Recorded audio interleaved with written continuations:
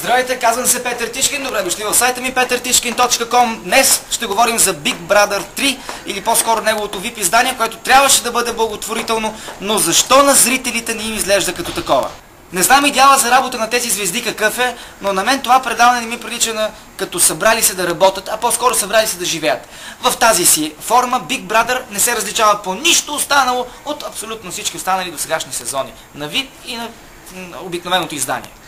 Не може това предаване да твърди, че ще бъде позитивно, че ще бъде съвсем различно от останалите предавания, при положение, че влиза от един скандал, като мине единия скандал, влиза във втори скандал, а между двата скандала Ники Кънчев обяснява, че предаването нямало да бъде скандално.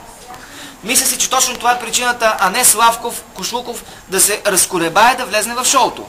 Той има възможността преди да влезне в къща да види за какво става на въпрос. Очевидно е, че може би тези участници са били подканвани, то тези, които не са близки до Нова телевизия, са били подканвани с идеята за един друг тип шоу.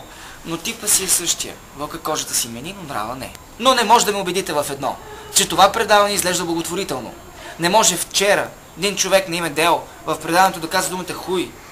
Човек, който отишъл да работи за благотворителна кауза, на благотворително място, национален ефир, прайм тайм, не може Славков да е вечно пиян. И не може това да се излъчва по телевизията. След като Big Brother ще бъде добър, нека да бъде така добър да им направи забележка на тези хора, за да не влошават качеството на шоуто. Гледайте клиповете ми в сайта petertishkin.com.